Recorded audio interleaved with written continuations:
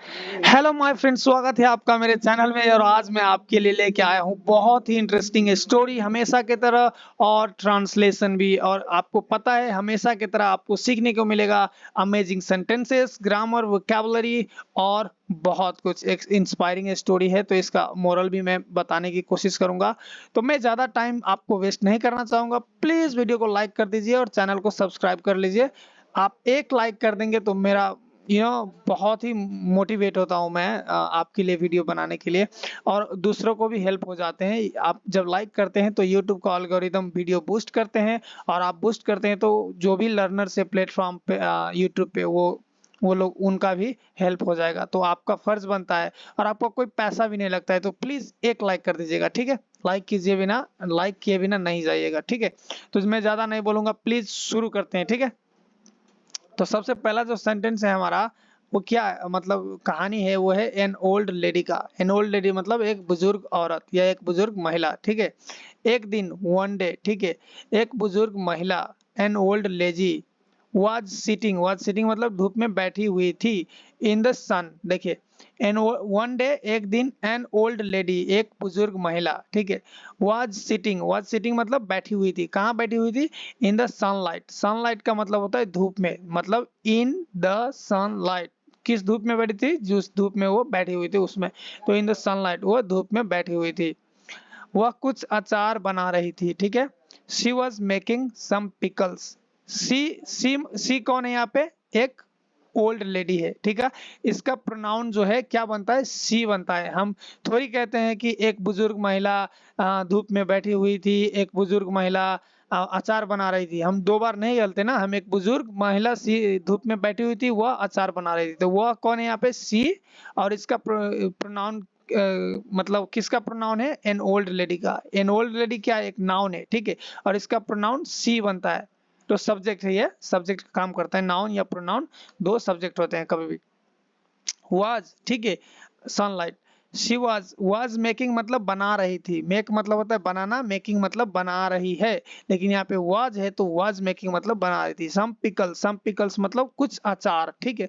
या कुछ अचार, थोड़े अचार। पिकल्स मतलब होते हैं अचार, ठीक है। यहाँ पे प्लूरल इसलिए लगा है क्योंकि एक वैरायटी की बात नहीं कर रहे हैं, हो रहे हैं कि होगा कि कुछ चार पांच आइटम बना रहे होंगे, ठीक है। एक और महिला, ठीक है। अनदर लेडी मतलब एक और महिला या दूसरी महिला उससे बहुत देर से देख रही थी, ठीक है। Was watching her for a long time. देखिए, अनदर लेडी वॉज वॉचिंग मतलब देख रही थी। एक और जो महिला थी या दूसरी महिला थी वो देख रही थी। हर किसे देख रही थी? वो ओल्ड लेडी का। फॉर अ लॉन्ग टाइम मतलब बहुत ही देर से। मैं आपको एक बात बताना चाहूंगा, ये जो है इंडियन के हिसाब से है, ठीक है। ये सेंटेंसेस ये ग्रामेटिकली इनकरेक्ट है, लेकिन इंडिया में बहुत ही लोग, हाई प्रोफेशन के लोग भी इस्तेमाल करते हैं। तो मैं इसमें कमेंट नहीं करना चाहूंगा, लेकिन ग्रामर के पॉइंट ऑफ व्यू से ये गलत है। क्योंकि ये सेंटेंस जो है प्रेजेंट परफेक्ट कंटिन्यूअस है, और प्रेजेंट परफेक्ट कंटिन्यूअस में have been, has been, had been, ये सब sorry, has been, have been, had been, ये सब बहुत ही कंपलसरी होता है। सॉरी, ये प्रेजेंट परफेक्ट कंटिन्यूअस नहीं है, पास्ट परफेक्ट कंटिन्यूअस है, ठीक है। Past perfect continuous. तो यहाँ पे पास्ट परफेक्ट के लिए हैड बीन जो है बहुत इंपॉर्टेंट। देखिए, another lady had been watching her for a long time, ठीक है। Another lady had been watching her for long time. Had been watching का मतलब क्या होता है? देख रहा था। यहाँ पे प्रेजेंट परफेक्ट क्यों है? क्योंकि ये किसी एक समय से देख रहा था। एक समय जो था, फॉर अ लॉन्ग टाइम मतलब बहुत देर से। तो वो है। तो यहाँ पे आप समझ लेना, ठीक है। हैड बीन या वाचिंग, तो इसको मैं स्पोकन इंग्लिश में बोला जाता है इंडिया में, लेकिन ये ग्रामेटिकली इनकरेक्ट है। कैम्ब्रिज यूनिवर्सिटी में का जो बुक है उसमें मैंने अच्छे से पढ़ा है। और नेटफ्लिक्स पे मैं देखता हूँ कोई भी वेब सीरीज में नेटिव जो है वो कभी भी वाज इस्तेमाल करके फॉर अ लॉन्ग टाइम नहीं बोलते। मतलब पास्ट परफेक्ट कंटिन्यूअस में वाज वाचिंग नहीं बोलते, हैड बीन वाचिंग बोलते हैं, ठीक है। तो ये बात आप ध्यान रखना।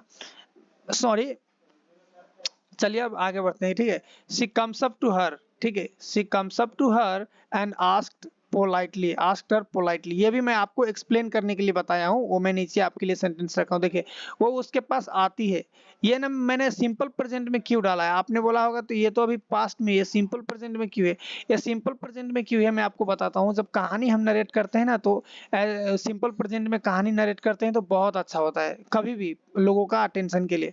मैं ये एग्जांपल देता हूँ आपको, जब भी हम कोई फिल्म देखते हैं ना तो फिल्म को हम कैसे नरेशन नरेट करते हैं, ऐसे नरेट करते हैं, एक हीरोइन है और उसमें एक हीरो है, हीरोइन को हीरो से प्यार हो जाता है और हीरो को भी हीरोइन से प्यार हो जाता है।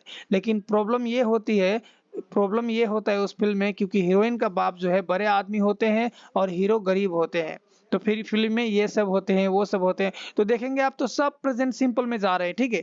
तो ये ऐसे करके नरेट किया जाता है, तो ये यही कह रहे हैं कि मैं आपको हिंदी में ऐसा नरेट करके दिखाता हूँ, ठीक है। एक दिन एक बुजुर्ग महिला धूप में बैठी हुई थी, वह कुछ अचार बना रही थी, एक और महिला उसे बहुत देर से देख रही थी, वो उसके पास आती है, देखिए आती है, ठीक है, आई या आती है दोनों इस्तेमाल कर सकते हैं, लेकिन यहाँ पे आती है ज्यादा बेटर लगता है। एंड आस्क्ड हर पोलाइटली, और पूछी, ठीक है, उसके पास आती है यहाँ पे, और यहाँ पे सिंपल प्रेजेंट यहाँ पे भी होना चाहिए, ठीक है।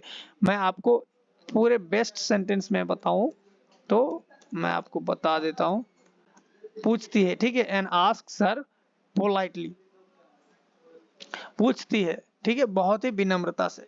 तो ये बात ध्यान रखना आप टेंस का, या आप दोनों इस्तेमाल कर सकते हैं, she came up to her, इसका काम नहीं है यहाँ पे, इसका काम नहीं है, ऐसे ही दिया गया है, ठीक है।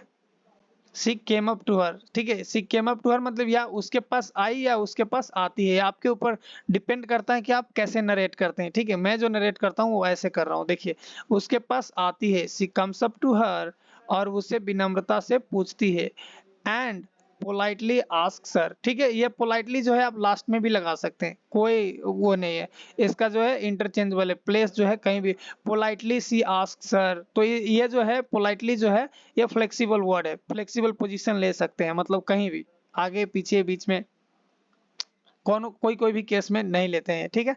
तो पोलाइटली आस्क सर, पूछती हैं, ठीक है, विनम्रता से, पोलाइटली का मतलब होता है विनम्रता से, प्यार से। आप आप ये अचार कैसे बनाते हैं मैडम, देखिए how do you make these pickles, उसने जो महिला देख रही थी वो पिकल कैसे बनाती है वो कह रहे हैं, एक मिनट, देखिए यहाँ पे डबल कोट है, डबल कोट है, यहाँ पे डबल कोट है, तो जो महिला ने बोली है वही मैं नरेट कर रहा हूँ अभी, ठीक है। मैं नरेट नहीं कर रहा हूँ, उनका बोला हुआ वर्ड मैं कोट कर रहा हूँ, ठीक है, कोट कर रहा हूँ मतलब उनका बोला हुआ मैं दे रहा हूँ।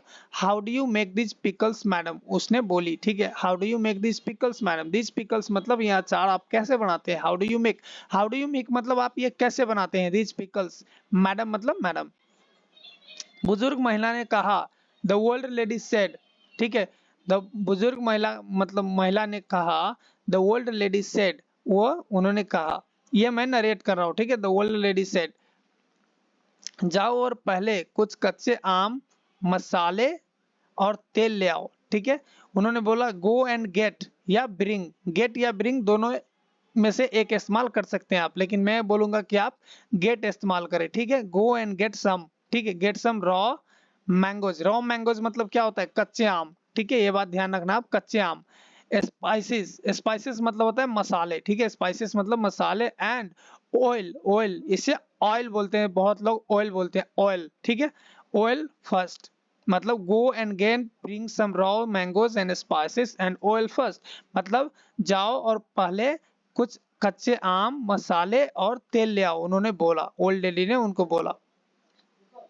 फिर मैं आपको बताऊंगा कि यह अचार कैसे बनाते हैं, ठीक है, then I will show you, ठीक है, then I will show you मतलब फिर मैं आपको बताऊंगा, आई विल शो यू मतलब मैं बताऊंगा या मैं दिखाऊंगा, ठीक है। शो का मतलब होता है बताना या दिखाना, डेमोन्स्ट्रेट बोलते हैं, बहुत ही एडवांस इंग्लिश होता है, यहाँ पे एडवांस इंग्लिश में इस्तेमाल करता तो ऐसा होता कि आई विल डेमोन्स्ट्रेट, ठीक है, डेमोन्स्ट्रेट का मतलब होता है दिखाना, बताना, ठीक है। तो वो आप प्रेजेंट वो भी होते हैं, तो वो बहुत ही एडवांस होते हैं, इसलिए मैं आपके लिए नहीं डाला वो। I will show you, I will show you मतलब मैं दिखाऊंगा या मैं बताऊंगा, how to make this pickles, how to make this pickles मतलब ये अचार कैसे बनाते हैं।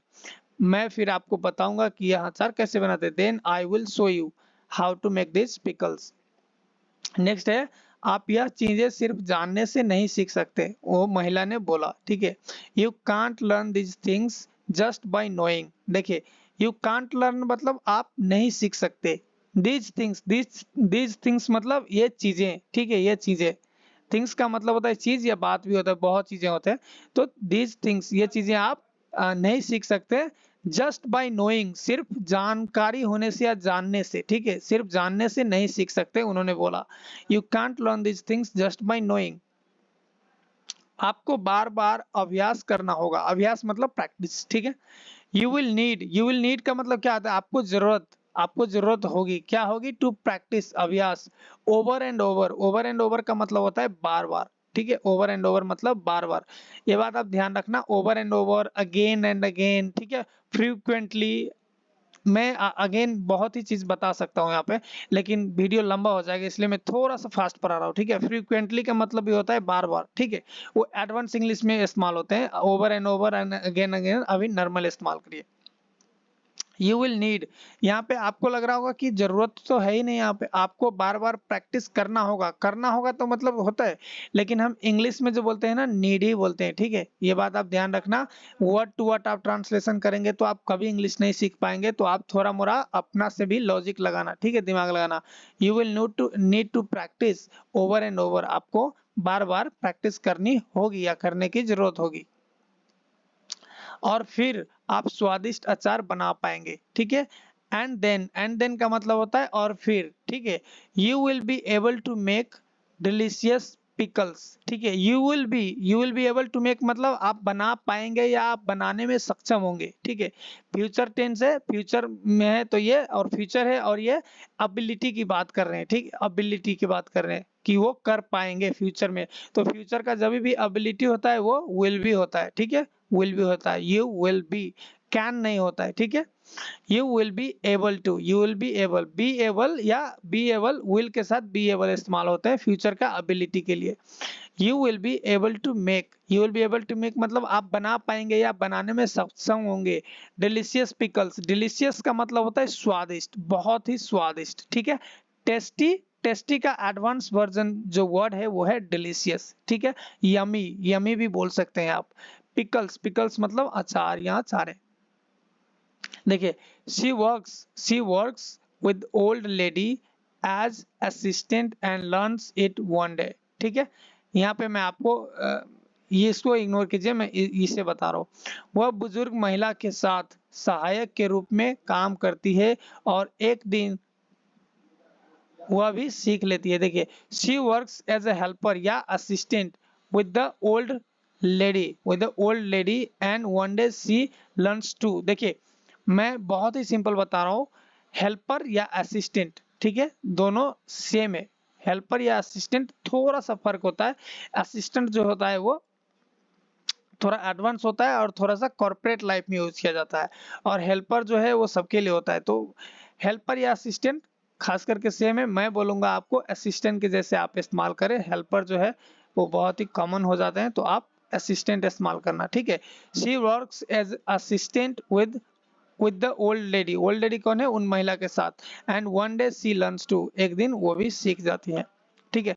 तो फ्रेंड, आज के लिए इतना ही है। मैं आशा करता हूँ आपको पसंद आया होगा, और इसका जो मोरल है वो क्या है कि आप कुछ भी चीज जानने से नहीं सीख सकते, आपको प्रैक्टिस करना पड़ता है, आपको रियलिटी में प्रैक्टिकली उसे अपनाना पड़ता है, उसे करना पड़ता है, तभी आप जाके कुछ सीख पाते हैं। मैंने इंग्लिश सिर्फ ग्रामर जानने से नहीं सीखा था, मैं बोलने से सीखा। मैं जो भी टूटा फूटा बोलता था मैं बोलता था, ठीक है। और अभी भी मैं बोलता हूँ, अभी भी मैं सीखता हूँ और सीखता हूँ। भाषा ऐसा कोई परफेक्ट नहीं है, तो मैं आपको क्या बताऊं, बस इतना ही है फ्रेंड। प्लीज वीडियो को लाइक कर दीजिए और चैनल को सब्सक्राइब कर दीजिए। अगर आपको नहीं समझ में आया तो एक बार और ये वीडियो देख लीजिएगा, आपको बहुत ही अच्छे से सब समझ में आ जाएगा, ठीक है। Bye bye, thank you.